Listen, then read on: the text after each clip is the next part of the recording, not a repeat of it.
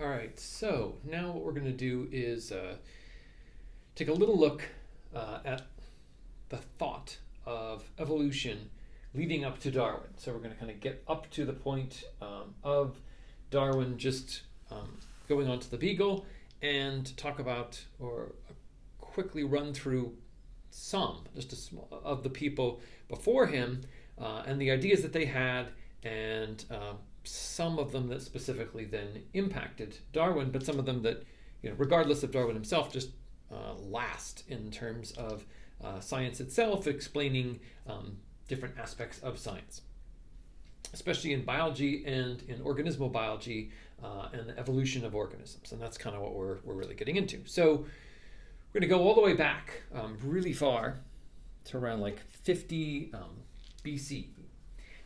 And there were a group of people, Greeks, called atomists. And they had believed that there was universal chaos, and from that universal chaos formed living things. And so the first living things originated from those atoms. And their views that life changed over time, and that organisms changed over time was their belief way back then. They thought that organisms that were better adapted for environments would do better, and that those who were not would be eliminated from the earth or from populations or from certain areas.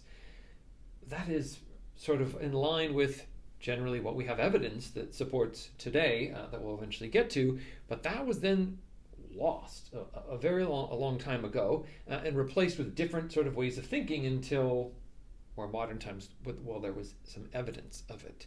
And that's kind of the thing that you'll see throughout this, is that there are a number of people who make very good observations, but it goes against their beliefs, so that even though they have evidence, they don't draw certain conclusions, and other people draw certain conclusions without evidence, and so then they get lost, and that's kind of where it comes. So we also have then philosophers, Plato and Aristotle. All right, so Plato really came out and refuted everything that these Greek atomists said, and said no, that there was more of an intelligent craftsman that specifically designed and put things together. The things would not or could not go extinct because they were designed to be a specific way, so not really supporting change or really an origin, more of an organic origin of things. Aristotle then followed him around 350, so Aristotle's now around here, 350 BC, pretty much following the same sort of things, being known for also establishing that species are defined more by a soul that was then passed on to generation. Also, this idea that certain things were immutable and unchangeable as well. So kind of still back in that sort of thought. But Aristotle was significant in a number of ways biologically, because Aristotle did study animal anatomy, specifically invertebrate anatomy.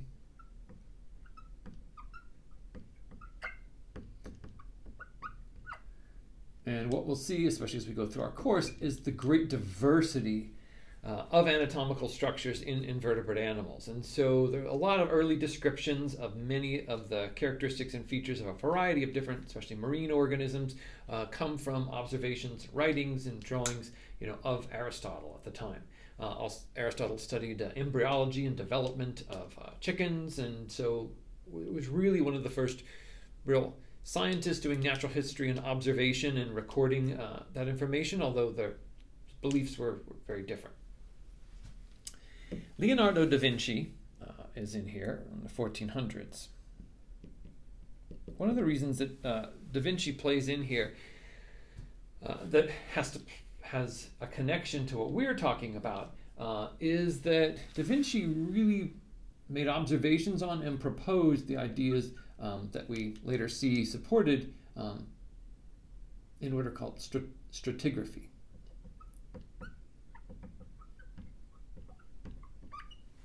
So this is that rock along the earth is separated into layers. These layers are separated by age, and that the deeper layers are older than the younger layers, and that within those layers there are fossils, and those fossils represent different organisms that lived at one time and that may not again that live today. And the thing about Leonardo da Vinci is, though he's known for being a great artist, he was an equally great scientist. Part of his legacy, a scientific legacy, being lost is that much of his work was never published, nor published for hundreds of years after the time.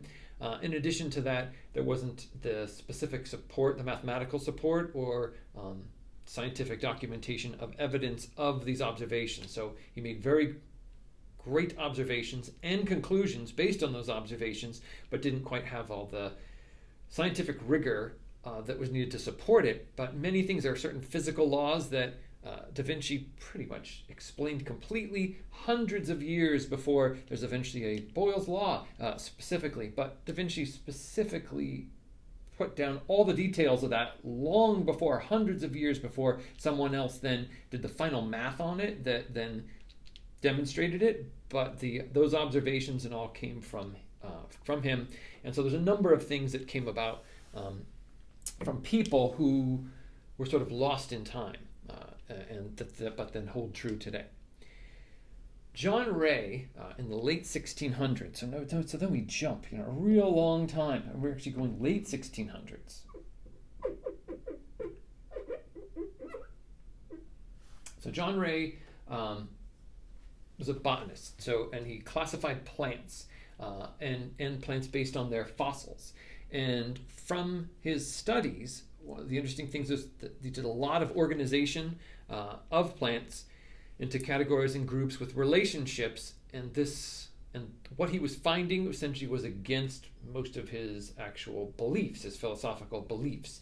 So this is one of the main things that really starts to happen, is that people have certain beliefs in the way things are, and yet they're questioning things about nature, and they investigate these things, and they're gathering up information, and that information supports certain conclusions, and they're intelligent enough to see those conclusions, but because it goes against their beliefs, they then become very confused, and they're not sure what exactly to put out. And so John Ray was one of the people who were significant in documenting a lot of plant fossils from a lot of evidence, and showing how they differed through time.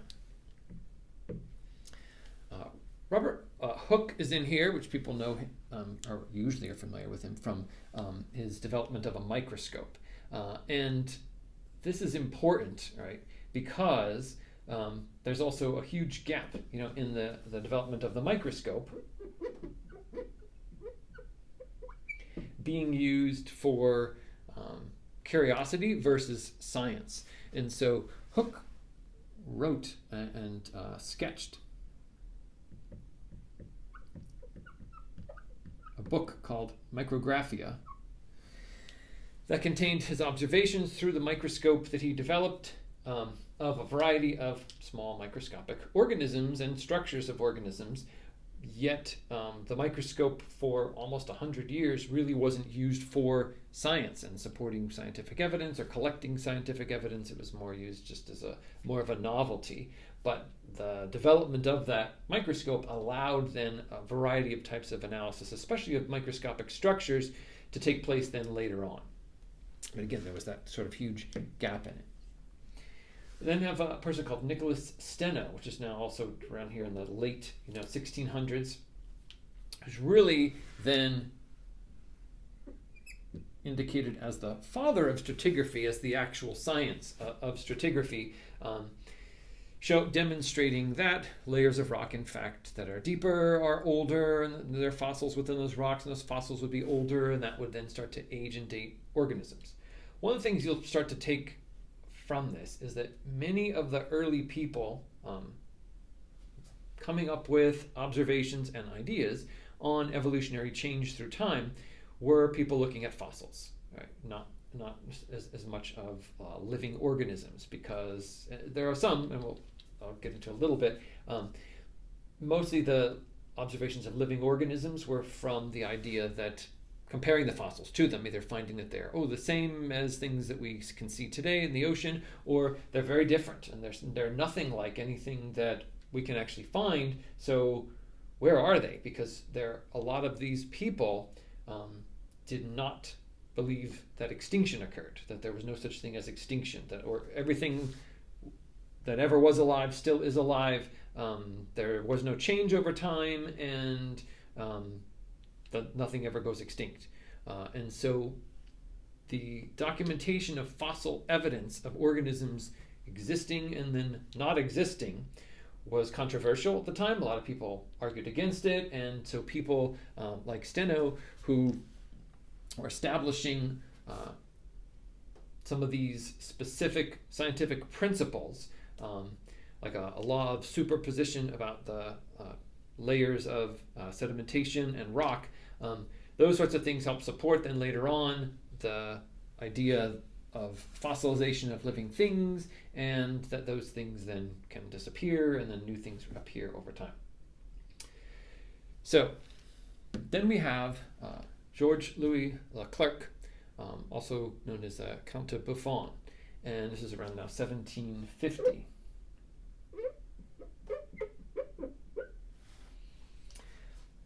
Significant contribution here is an enormous volume of natural history. So observations that comprise about as many as I think 44 volumes of observations and sketches of natural history of organisms, showing organic change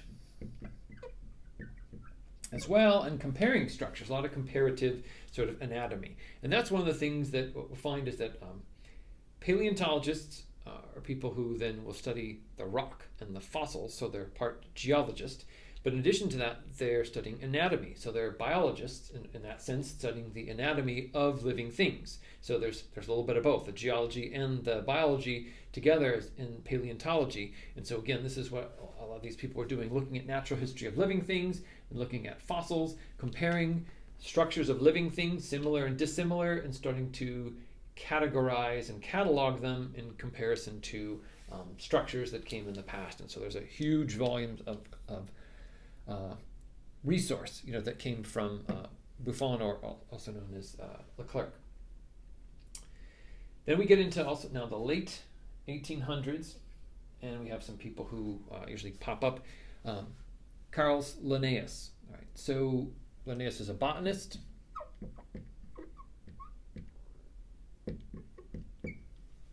Linnaeus did not believe in change or extinction or evolutionary change or anything like that,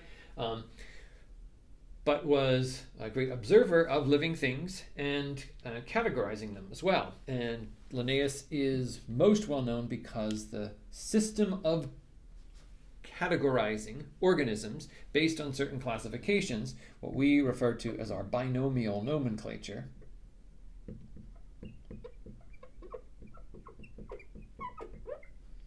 the genus and species, came from Linnaeus. Right? And so a lot of people propose a variety of different things over time, but it was this particular classification that stuck and that continued to be used and continues to be used today, coming from him. And so that's kind of the significance there.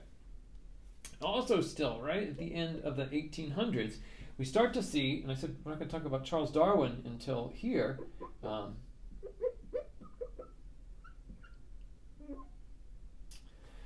we have Erasmus Darwin, okay, around the end of the 1700s, around 1796, publishing laws of organic life.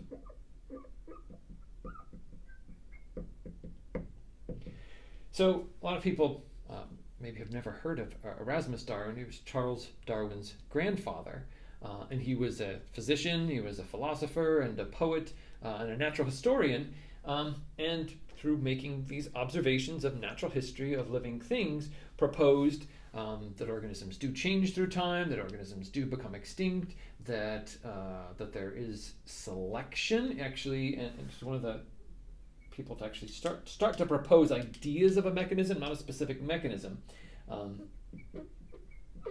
So So he proposed ideas of selection, specifically sexual selection, so competition for mates was one of the things that Erasmus Darwin proposed, but not really with any specific evidence or documentation, just more through observations and ideas. And so that obviously has an influence on Charles Darwin later on and other scientists, and people doing work at the time. We then have someone who, right after this in 1800, Lamarck, is also a fairly well-known name. Lamarck was a biologist, also describing a lot of different organisms, but said that organisms were not and could not be changed by their environment, that organisms, though, could change through behavior. And what Lamarck proposed is actually a mechanism. So unlike a lot of other people who made certain observations and made their statements about what they think happens to organisms, that they might go extinct or that they might change, and not really how that would happen. That was one of the things that continues to be lacking. Lamarck then puts out an idea. Now it's shown to not be supported by science, and then is ridiculed, and even in his time and until today, even though at his time they didn't know much about genetics and inheritance, still people didn't believe what he had to say. But it was at least an attempt in some kind of mechanism. That mechanism is acquired traits.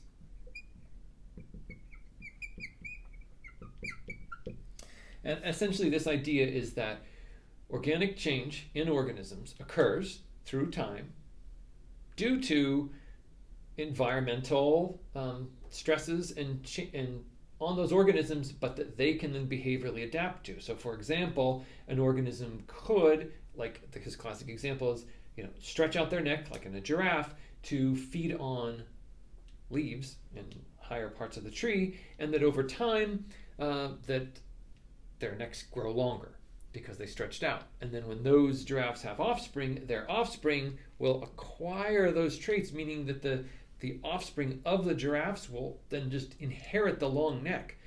Not genetically inherit, but inherit because the adult acquired it. So this is the idea that you do something to alter your form physically and then would just pass that on to your offspring, which is not supported genetically, and that's not the way things work, but that was the idea here. And so not the greatest idea, but still starting to get in the realm of trying to come up with an explanation. Malthus, going right here at the end of the 1700s, right around 1800, was actually an economist. So not a biologist or paleontologist or anything like that. Malthus had writings that then influenced Darwin, especially Darwin's thoughts on an explanation for his mechanism. And that's the thing that we will get to when we get to Darwin is, and you'll see here, Darwin did not come up with an idea of evolution. So people talk about evolution and they talk about Charles Darwin. The idea here for me going through some of these names is that many people for hundreds of years before Darwin had these ideas, made the same statements, made statements even that Darwin didn't make about evolution and change over time. But what Darwin did was propose a mechanism that was then supported with evidence. And that's what we'll kind of get to when we talk about Darwin specifically. And this is a little bit of how that came about, because Darwin knew about much of what some of these other people did, but through reading about them, and so they affected his thoughts on natural history and organisms and how they might change. So what about Malthus? How did that affect Darwin? Well, Malthus wrote about populations and essentially competition. So the idea that humans, for example, would overpopulate areas, and that overpopulation would then cause competition between organisms, and that competition would then result in selection. That's organisms that were better suited to certain things that were selected for would do better, and others would not and would die off, right? And be eliminated. So he mentions things like animal and plant populations also overproducing and then having some sort of competition that essentially the ones that are more successful survive and those who are not successful would die off. And those are the sorts of things that then obviously impacted Darwin's ideas as well. But he was talking about slightly different things. George Cuvier was a paleontologist.